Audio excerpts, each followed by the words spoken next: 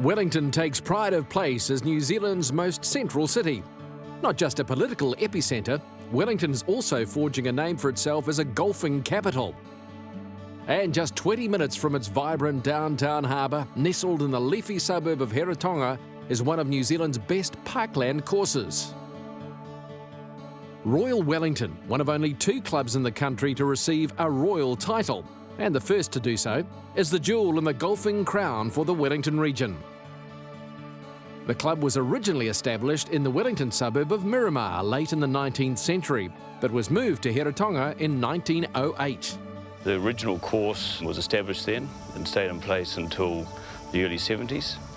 We acquired more land and grew the course into 18 holes and 9 short holes. And then, obviously, in the last 3 years, we've redeveloped some of that land into the championship 18 holes.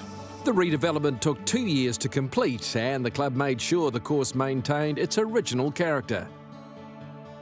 Well, we're unashamedly a parkland golf course. We're in a river flat, but the trees were planted progressively with members over 100 years. And we've retained that parkland setting. The new holes that have been developed are fantastic, very consistent with the rest of the course, and it is really just growing on what we'd established over that 100 years. One of the men behind the redevelopment is former New Zealand professional, now course designer, Greg Turner. When given the task of redesigning one of the country's most important clubs, Turner made sure the new course reached its full potential. We just wanted to make sure that the journey around the property, utilised as many of the natural features as we could, as often as we could. And, if you do that, then the golf kind of almost takes care of itself. They wanted a championship course. They wanted something that had teeth when they set it up that way. But, with a members course where people are playing it frequently, you can be a little bit more cute. You don't have to unveil everything first time around like you might in a resort course. And Greg was proud to show off his favourite alterations, beginning early in the round. Second hole, I think, spectacular par 5 now. The stream really wasn't used particularly well on the old hole.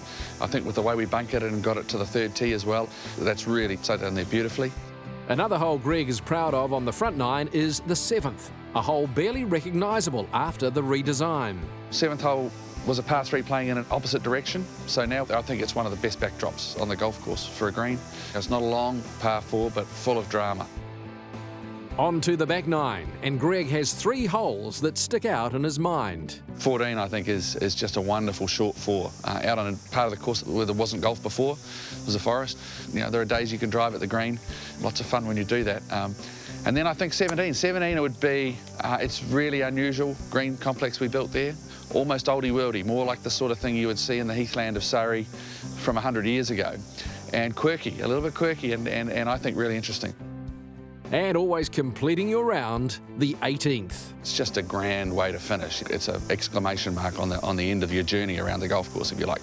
You didn't really get a good look at the 18th from the clubhouse before, so we wanted to lower the green and create a bit more interest in the green, but also mean it was visually impressive from this angle as well as from the player's angle. And then we just bunkered it in a way that kind of made it more of a risk-reward type setup. So same corridor, same backdrop, just a little bit more interest from both directions.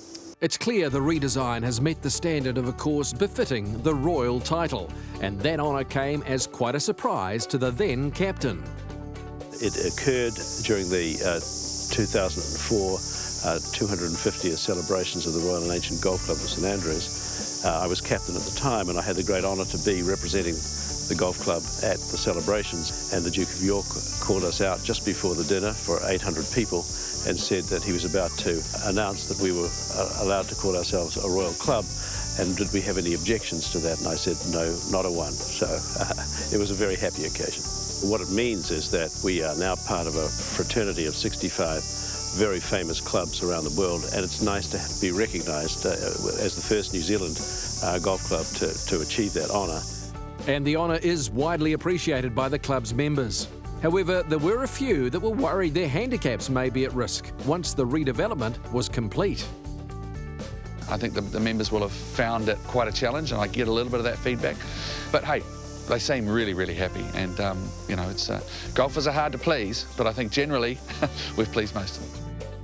And the course's famous gates are open to more than just members. Visitors are welcome, and there's a very warm welcome mat that's out for anybody who wants to come and play this course. And we want them to play, and we want them to tell their friends about it.